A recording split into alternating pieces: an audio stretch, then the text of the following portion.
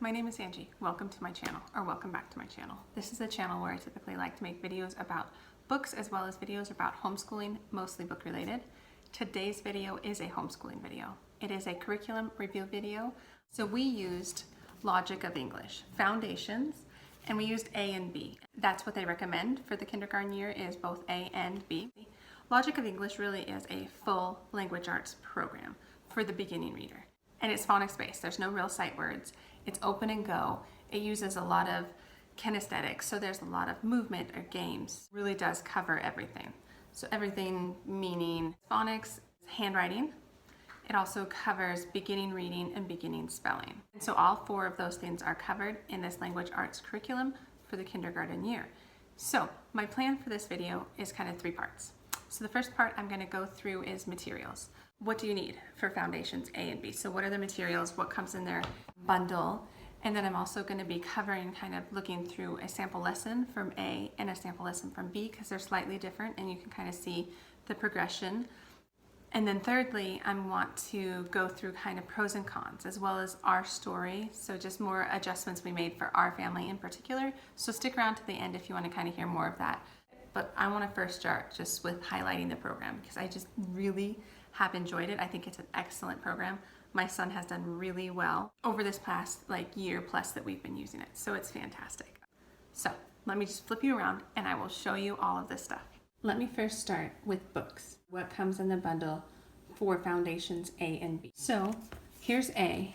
Level A comes with the teacher's manual. It's hardback. It's a very nice book. I feel like I've used it for my son and I'll have no problem using it for all four of my kids. And then you have your fun little doodling dragons. It's just a book of sounds, and so you get to go through the different sounds as you're working through them in level A, and then you have just different sentences which goes with them, and some of them just have one sound. Others, like oh, have multiple sounds, like ah, oh, ooh, and that's partly one of the things that really drew me to Logic of English, which I'll talk a little bit more at the end. But so you have your book of sounds, and then you also have a workbook for A, but I've used it up already, so I don't have it to show you, but we're almost done with B, so I still have that. And then with B, you also have your teacher's manual, you have your workbook, and in this case, it's called Whistling Whales, while you're working on multi-letter phonograms. So, AI, which is A, and things like that. So, this more covers your 26 sounds, single letter sounds, and this is multi-level phonograms. And then B also comes with 8 different readers that your students will go through as the teacher's guide instructs them to.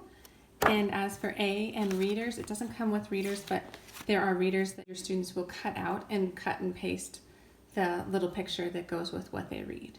Anyway, this is kind of the books. Now I want to show you some of the cards, because this, in my opinion, is very central to the success of the program.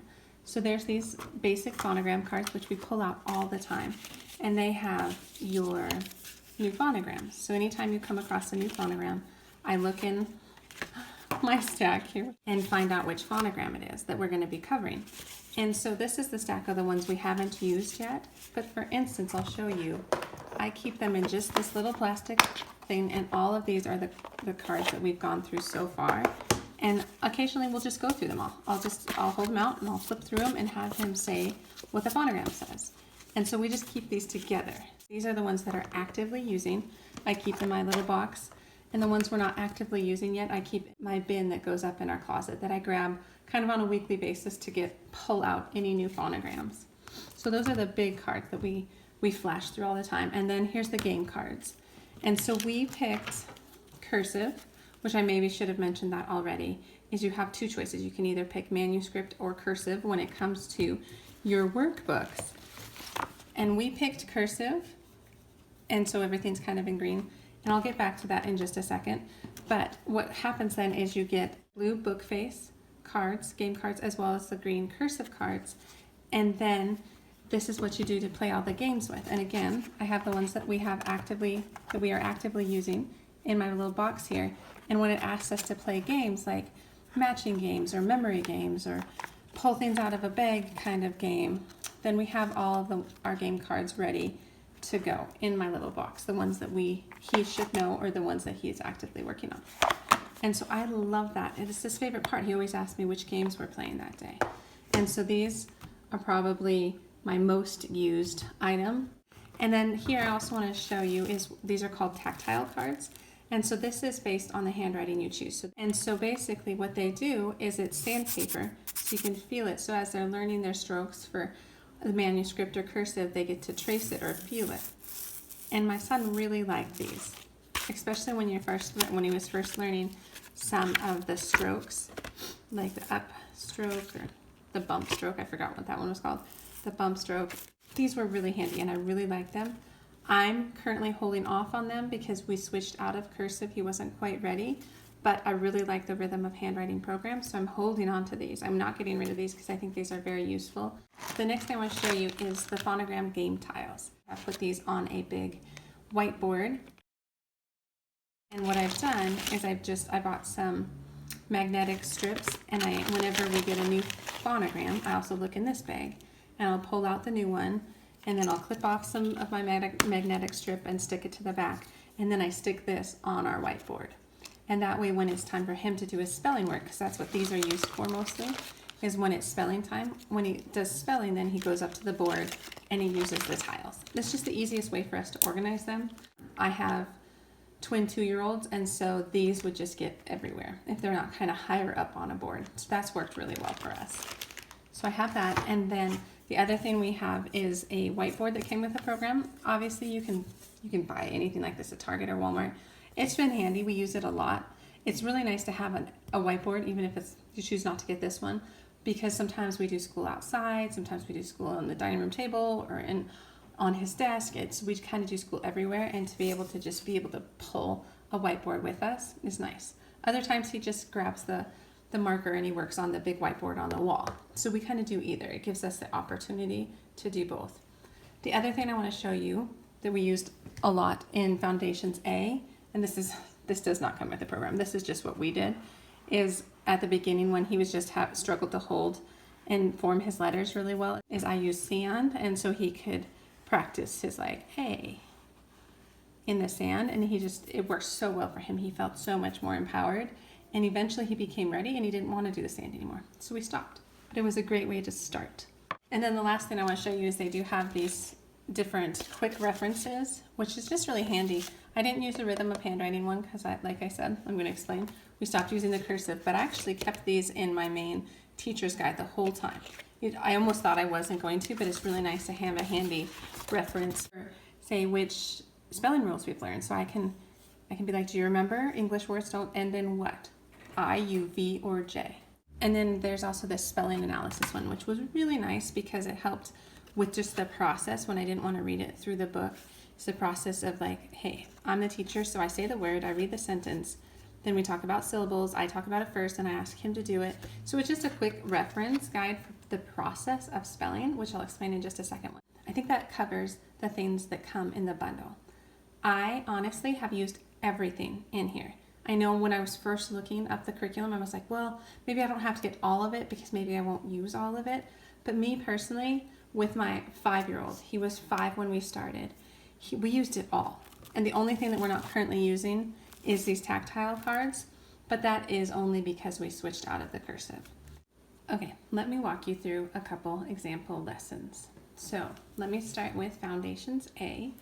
Again, I don't have any of the worksheets, but I'm just going to walk you through a lesson. So lesson 6, here you can see objectives. So this area I would look through before I got started, so that way I could get out any new phonograms or any materials that we might need. At the beginning, you're really working on things like blending two consonants, like jump, like mp. It's hard for them to do this. This took a while. Here he was just sounding things out like s, I, t. And this was active words, so it gives you the example that they're supposed to sound it out, say it, and then do the action. So he loved these. Any of these action word phonogram games, he loved. There's also anytime it says here, 6.1, that means it's a worksheet. So you would go to your worksheets, you'd pull that out. That was the phonemic awareness part. And you can see we're still doing phonemic awareness, that we're still working through different sounds, listening for sounds. And then it goes into the new phonogram. So this is a new phonogram, phonogram D. So we get out our basic flashcard, we pulled it out, and we talk through. First we talk through, obviously we were doing some old ones, so A, so A, ah, And then the new one, D. What does D say? It says duh. So then they would practice that. Then we'd pull out Doodling Dragons and read Doodling Dragons. What I do love is in the teacher's guides, they also have tips here. So if it's saying like, if they're having problems with this, try this. Or maybe if your student is a little advanced, they might actually be able to do some of these challenge things. Or there's some multisensory ideas as well. So those were great. So that's the phonogram. And then it ended with a handwriting section. So we would review at A, ah, and then we'd start writing D. We'd learn how to write it.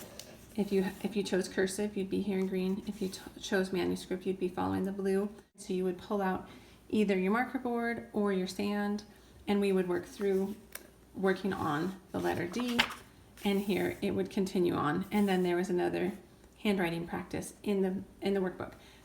At the very beginning, we probably did not use the writing on paper part. We just kept practicing in the sand. But eventually he just became fine with it. And then we started doing it. So I just ignored it for a while. It wasn't too big of a deal. So that's how just a real basic beginning foundations lesson goes. It looks long, but it's really not. So spelling doesn't really start happening until halfway through A. Let me find it. So that's about 21. So you can see here, so lesson 21, phonemic awareness, a new phonogram, handwriting. So just like the other lesson, but now there's also a little phonogram practice. So here's a good example of a game. And then words. So this is where spelling starts. It's very beginning spelling, like cat, dad, sad. And the instructions, this is what I really liked about it, is it gave you instructions for how you're going to do it. You're like, okay, our first word is this. And then you read the sentence. The cat is purring loudly. And then you talk about how many syllables. And it's really good. It takes a little while to get used to, but they really hold your hand. And then in this case, it throws on an extra reading. So they're going to start to read a little bit more. So you can see it adds different sections as it starts to get into higher lessons. The whole program is set up in groups of 5. So it's like you have 5 lessons, and then you have a review. 5 lessons and a review. And I'm going to talk about this a little later, but that was one of my favorite things. So moving into B, lesson 43. So kind of at the beginning of B, it follows a similar pattern. So you see phonemic awareness, some phonogram practice. There's a new one here of spelling rule, which I'll come back to. Handwriting, spelling, and then often reading. Like I said, they're starting with more spelling rules, which is really good because you're getting into also multi-letter phonograms. So here is an example, CK, which is it's 2-letter K. I would say the general structure really stays the same, and that's nice because they're very used to it. It just ups kind of the complexity. So you're learning different things like silent E rule. You're learning a lot of different phonograms. You're learning about the schwa sound. And they're being asked to spell some harder words. And they're also being given some more high frequency words. Logic of English in general doesn't really do sight words. And so far I've been okay with that. What they use instead is high frequency words. It starts at the very end of A, but there's a lot in B. And what they do is they give you sheets of paper, and what I did was I laminated the high frequency words. What's cool about these high frequency words is that he has the ability to sound them all out, or he has all the spelling rules, like he knows the silent E rule. And so the only reason we would take them out of our little jar here is when he can recognize them on sight. So it's almost like a sight word, but it's a sight word that he knows why it sounds like that, which I really liked. I think that is all I have to show you inside the books. I'm going to flip the camera back around and talk a little bit more about pros and cons and how we've used it. So that was inside the curriculum. Now I want to talk a little bit about why I like it so much, or what are some pros and cons for us. So for me and my son, he is quite a logical person. So why I thought this program would be really good for him is because a lot of the different letters have multiple sounds, especially the vowels. And I just didn't want to trip him up that A only says ah, like apple. And then when we get to A and ah, that he's really confused. And so I just really like that. Like, so O says these 3. So it says ah, oh, ooh. I'd say that was probably my favorite thing, is that he knows that there's 3 sounds to A. And a lot of times you're helping guide him. You can, especially in spelling, when you get to a word, you can be like, that's the short sound, or that's the long sound, or that's the first sound. You can kind of use those hints, and that's totally fine as he's learning to recognize the different sounds and put them into words for spelling. So I really like that you learn all the sounds up front. I also like that you really don't need any prior reading experience. It starts with the lowercase, single letter phonograms, all the way through. So it teaches back through the 26 letters of the alphabet.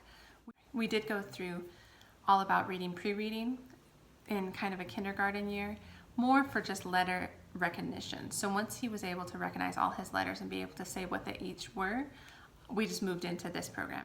Another thing I really liked about this program is the assessment. So like I was just mentioning, is it goes through 5 lessons and then an assessment, 5 lessons and an assessment. And what I really liked about that is that you work on enough stuff, and then the assessment it's low key. He doesn't even know it's an assessment. But what it does for me as the parent and the teacher, it helps me realize if there's some things that he's not catching on to. And then the program actually says, like, if they're not doing really well at that, then you have some things you can practice. Go back to this page. So you can see review A, it tells you this thing called mastery. So it's saying they should have mastered this. So if it's a 1, it's like, yes, they should know this. If it's a 3, that means they're just working on it. So like, for instance, the one that said 1 is be able to read lowercase a through z by lesson 45. So this is in B. A 3 mastery would be count and divide syllables. They're not as good at that because we haven't learned it very much. It's just been exposed to them, and we're going to keep learning it. So it's like those kinds of things are very nice to know, because as you're like assessing, being like, he's not getting this, he's not getting this. And then you come to review and they're like, oh, he should only be a 3 mastery. So it's like, oh, he doesn't need to know it that well. And it just gave me a lot more confidence or just relief when I'm like, oh, we're in process on that. That's the expectation. And like I mentioned, high frequency words. I love those oversight words. That was great. I love the approach to spelling, how it was basically phonics backwards, and where you're helping them a lot. It's not just a bunch of spelling lists. Is you're with them being like, hey, you're using the first sound of A, or 2-letter K instead of 1-letter K. As for adjustments, like I said, we weren't quite ready for cursive, so I'm kind of shelving that, but I want to come back to it. And we switched to Danielian handwriting because I thought it was a really good go-between. It still had a like cursive-esque formula to it, but we wasn't quite ready for cursive. So we landed there. We got a couple extra workbooks. We didn't skip the handwriting per se in Logic of English. I just wrote it out in a Danielian style, and then he just did it that way. So it was really easy. Okay, the last thing I wanted to mention was just kind of our timeline. So my son turned 5 last January, so January of 2019, and that's about when we started.